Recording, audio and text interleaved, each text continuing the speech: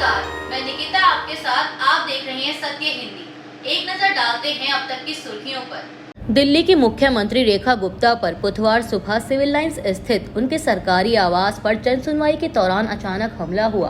प्रत्यक्षदर्शियों के अनुसार एक लगभग 35 वर्षीय शख्स ने पहले सीएम को कुछ कागजात दिए और फिर अचानक उन्हें थप्पड़ मार दिया। घटना से वहां मौजूद लोग हैरान रह गए। जनसुनवाई में शामिल अंजलि ने बताया कि सीएम लोगों की समस्याएं सुन रही थी, तभी आरोपी ने हमला किया और पुलिस तुरंत उसे पकड़कर ले गई। उन्होंने कहा कि अगर कोई घुसपैठिया मुख्यमंत्री तक पहुंचकर थप्पड़ मार सकता है तो यह सुरक्षा की बड़ी चूक है। वहीं शिकायत लेकर आए शैलेंद्र कुमार ने भी कहा कि यह घटना बेहद गलत और निंदनीय है। दिल्ली भाजपा ने पुष्टि की कि आरोपी ने न सिर्फ थप्पड़ मारा बल्कि दुर्व्यवहार भी किया। दिल्ली पुलिस ने तुरंत कार्रवाई करते हुए हमलावर को हिरासत में लेकर सिविल लाइंस थाने पहुंचाया और जांच शुरू कर दी है। बुधवार सुबह दिल्ली की मुख्यमंत्री रेखा गुप्ता पर उनके दफ्तर में जनसुनवाई के दौरान हुए हमले की आम आदमी पार्टी और कांग्रेस ने कड़ी निंदा की है।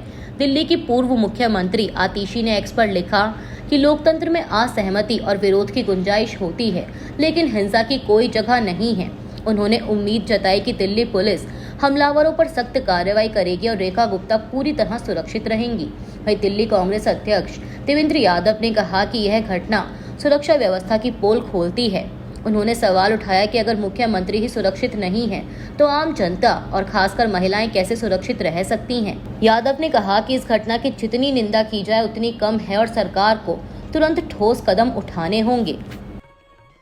केंद्रीय गृह मंत्री अमित शाह बुधवार को लोकसभा में 3 बड़े विधेयक पेश करेंगे, जिनमें संविधान का 130वां संशोधन विधेयक, जम्मू कश्मीर पुनर्गठन संशोधन विधेयक और केंद्र शासित प्रदेश शासन संशोधन विधेयक शामिल हैं। इन विधेयकों का मुख्य प्रावधान यह है कि यदि कोई मंत्री, मुख्यमंत्री या प्रधानमंत्री किसी अपराध में गिरफ्तार होकर लगातार 30 दिन तक हिरासत में रहता है, जिसकी सजा 5 साल या उससे ज्यादा है, तो वह अपने पद से स्वतः हट जाएगा।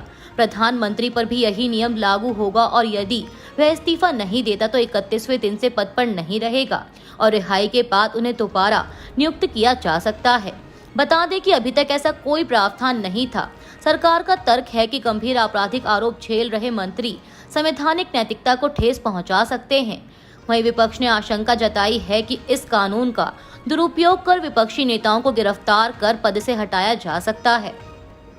एनसीईआरटी ने स्कूली छात्रों के लिए ऑपरेशन सिंदूर पर नया मॉड्यूल जारी किया है। इसमें बताया गया है कि अप्रैल 2025 में पहलगाम में आतंकियों ने पर्यटकों पर हमला किया, जिसमें 26 लोग मारे गए। जांच में साबित हुआ कि हमला पाकिस्तान की आईएसआई और लश्कर-ए-तैयबा की साजिश थी, जिसका आदेश पाकिस्तानी सैन्य और राजनीतिक नेतृत्व ने दिया था। इसके जवाब में भारत ने ऑपरेशन सिंदूर चलाया और पाकिस्तान के कमांडर सेंटर, रडार, रनवे, हथियार व हैंगर तबाह कर दिए। 9 ठिकानों पर हुई इस कार्रवाई से पाकिस्तान की वायु रक्षा प्रणाली ध्वस्त हो गई। पाकिस्तान ने युद्ध विराम तोड़कर भारतीय सैन्य ठिकानों और नागरिक क्षेत्रों पर हमले किए, लेकिन भारतीय सेना ने 35 से 40 पाकिस्तानी सैनिकों को मार गिराया और किसी अहम भारतीय ठिकाने को नुकसान नहीं हुआ। भारतीय वायुसेना और नौसेना ने मिलकर यह जवाबी कार्रवाई की। मॉड्यूल में बताया गया है कि यह ऑपरेशन सैन्य, तकनीकी और राजनीतिक सफलता का प्रतीक है और इसने दुनिया को दिखाया कि भारत अपने नागरिकों और मूल्यों की रक्षा करने में सक्षम है। भारतीय सामाजिक विज्ञान अनुसंधान परिषद यानी ICSSR ने सामाजिक विज्ञान संस्थान लोकनीति CSTS को कारण बताओ नोटिस भेजने का निर्णय लिया है। यह मामला तब शुरू हुआ जब लोकनीति CSTS के प्रोफेसर संजय कुमार ने 17 अगस्त को एक्स पर पोस्ट करते हुए दावा किया कि महाराष्ट्र विधानसभा सीटों पर वोटरों की संख्या में कमी आई है। हालांकि बाद में संजय कुमार ने यह पोस्ट हटा दी और स्वीकार किया कि आंकड़ों के विश्लेषण में गलती हुई थी। उन्होंने इसके लिए सार्वजनिक तौर पर माफी भी मांगी। ICSSR का कहना है कि CSTS जैसे वित्त पोषित संस्थान के वरिष्ठ पद पर बैठे व्यक्ति का ऐसा बयान देना और फिर उसे वापस लेना गंभीर लापरवाही है। परिषद ने आरोप लगाया कि संस्थान ने चुनाव आयोग के विशेष गहन पुनरीक्षण यानी SIR अभियान की पक्षपातपूर्ण व्याख्या करते हुए मीडिया में भ्रामक खबरें दी। बता दें कि SIR प्रक्रिया को लेकर CSTS की रिपोर्ट में कहा गया था कि चुनाव आयोग का विशेष गहन संशोधन अभियान गरीब और हाशिए पर रहने वाले तबकों के लिए बड़ी चुनौती बन गया है। अध्ययन में सामने आया कि ग्रामीण और शहरी गरीबों, खासकर दलित, आदिवासी और ओबीसी समुदायों के पास आवश्यक दस्तावेजों की भारी कमी है। वहीं अब ICSSR ने इसे डेटा से छेड़छाड़ और चुनाव आयोग की साख पर हमला करार दिया और कहा कि यह परिषद के अनुदान नियमों का गंभीर उल्लंघन है। कांग्रेस के वरिष्ठ नेता शशि थरूर ने भारत और पाकिस्तान संबंधों पर बड़ा बयान दिया है। उन्होंने कहा कि बार बार विश्वासघात झेलने के बाद अब भारत रिश्ते सुधारने के लिए पहल करने को तैयार नहीं है। थरूर ने साफ कहा कि जिम्मेदारी पाकिस्तान की है और उसे सबसे पहले अपनी धरती पर बने आतंकी ढांचे को खत्म करने के लिए गंभीरता दिखानी होगी। उन्होंने कहा कि पाकिस्तान को आतंकी कैंप और नेटवर्क बंद करने होंगे, तभी आगे वार्ता और रिश्तों में सुधार संभव होगा। थरूर ने याद दिलाया कि 1950 में नेहरू लियाकत समझौते से लेकर 1999 में अटल बिहारी वाजपेयी की लाहौर यात्रा और 2015 में प्रधानमंत्री मोदी की लाहौर यात्रा तक भारत ने कई प्रयास किए, लेकिन हर बार पाकिस्तान ने धोखा दिया। उन्होंने कहा कि अब केवल पाकिस्तान को ठोस कदम उठाने होंगे। सुप्रीम कोर्ट ने मंगलवार को कहा कि आपसी सहमति से बने प्रेम संबंधों को अपराध नहीं माना जा सकता। अदालत ने तमिलनाडु सरकार के उस सर्कुलर का समर्थन किया जिसमें पुलिस को निर्देश दिया गया है कि प्रेम प्रसंग से जुड़े पॉक्सो मामलों में जल्दबाजी में गिरफ्तार न करें। न्यायमूर्ति PV नागरत्ना की बेंच ने कहा कि प्यार को अपराध कैसे ठहराया जा सकता है और ऐसे मामलों में समाज की वास्तविकता को समझना जरूरी है। अदालत ने यह भी कहा कि अक्सर माता पिता बेटी के भाग जाने को छिपाने के लिए लड़के पर आपराधिक मामला दर्ज करा देते हैं, जबकि यह वास्तविक प्रेम प्रसंग होता है। अदालत ने NCPCR और PBA जैसी संस्थाओं की आपत्तियों को खारिज कर दिया और स्पष्ट किया कि हर मामला अलग होता है। बेंच ने कहा कि सहमति से बने रिश्तों को आपराधिक नजरिए से ना देखें, क्योंकि ऐसे मामलों में लड़की अलग होने पर भावनात्मक आघात झेलती है। वहीं अब इस मामले पर अगली सुनवाई अगले हफ्ते होगी। महाराष्ट्र में शिवसेना के मंत्री संजय शिरसाट एक बार फिर विवादों में हैं। उन पर आरोप है कि उन्होंने नगर एवं औद्योगिक विकास निगम यानी सिडको की लगभग 15 एकड़ जमीन, जिसकी कीमत करीब 5,000 करोड़ रुपए है, बिवलकर परिवार के उत्तराधिकारियों को सौंप दी, जिनके पास यह जमीन 2 सदियों से भी अधिक समय से है। यह जमीन गरीबों के आवास के लिए आरक्षित थी, लेकिन शिरसाट ने कथित तौर पर यह जमीन बिवलकर परिवार को दे दी।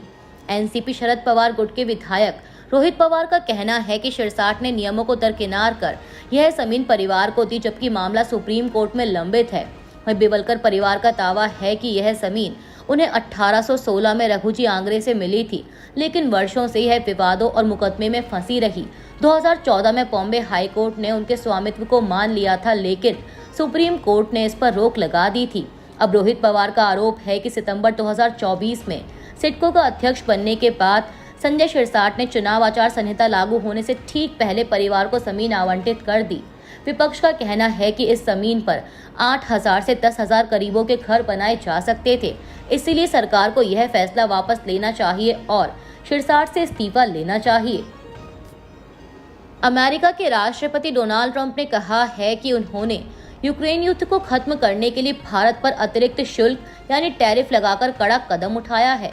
व्हाइट हाउस की प्रेस सचिव कैरोलिन लेविट ने बताया कि ट्रंप ने भारत पर दबाव बनाया क्योंकि भारत ने रूस से सस्ता तेल खरीदकर और उसे बेचकर अरबों डॉलर का मुनाफा कमाया है। अमेरिकी वित्त मंत्री स्कॉट बेसेंट ने कहा कि भारत पहले रूस से 1% से भी कम तेल खरीदता था, लेकिन अब यह 42% तक पहुंच गया है और भारत ने करीब 16 अरब डॉलर का अतिरिक्त लाभ कमाया है। उन्होंने इसे मुनाफाखोरी बताया। वहीं अमेरिकी व्यापार सलाहकार पीटर नवारो ने भारत के तेल और रक्षा व्यापार को अवसरवादी और यूक्रेन युद्ध को खत्म करने के वैश्विक प्रयासों के लिए हानिकारक बताया। ट्रंप ने दावा किया कि भारत पर 50% यानी 2 गुने टैरिफ लगाने से रूस के राष्ट्रपति पुतिन को उनसे मिलने के लिए मजबूर होना पड़ा। उन्होंने जोर दिया कि वे युद्ध जल्द खत्म करना चाहते हैं और भारत को रूसी तेल खरीदने से रोकना जरूरी है। यूक्रेन युद्ध को खत्म करने के लिए रूस के राष्ट्रपति व्लादिमीर पुतिन ने कई सख्त शर्तें रखी हैं। रिपोर्ट्स के अनुसार हाल ही में अलास्का में अमेरिकी राष्ट्रपति ट्रंप से मुलाकात के दौरान पुतिन ने एक शांति प्रस्ताव दिया। उनकी पहली और सबसे अहम मांग है कि यूक्रेन कभी भी नेटो का हिस्सा ना बने और इस बात को औपचारिक रूप से लागू किया जाए। दूसरी बड़ी मांग डोनबास क्षेत्र पर रूस का पूरा नियंत्रण है। इसका मतलब है कि यूक्रेन को डोनेट्स्क और लुहांस्क के उन इलाकों से भी पीछे हटना होगा जो अभी उसके कब्जे में हैं। प्रस्ताव के तहत बदले में रूस जापोरीजिया और खैरसॉन में मोर्चे को आगे नहीं बढ़ाएगा। फिलहाल रूस लुहांस्क के अधिकांश हिस्से और डोनेट्स्क का करीब 70% हिस्सा पहले से कब्जे में रखता है। इसके अलावा 2014 में वह क्रीमिया पर भी कब्जा कर चुका है। पुतिन ने युद्ध विराम के विकल्प को खारिज करते हुए सीधे स्थायी शांति समझौते की बात कही और ट्रंप ने भी इस पर सहमति जताई है। अभी के लिए इतना ही। बाकी की देश दुनिया की बड़ी खबरों के लिए बने रहिए सत्य हिंदी के साथ। Copyright disclaimer under Section 107 of the Copyright Act 1976. Allowance is made for fair use for purposes such as criticism, comment, news reporting, scholarship, and research.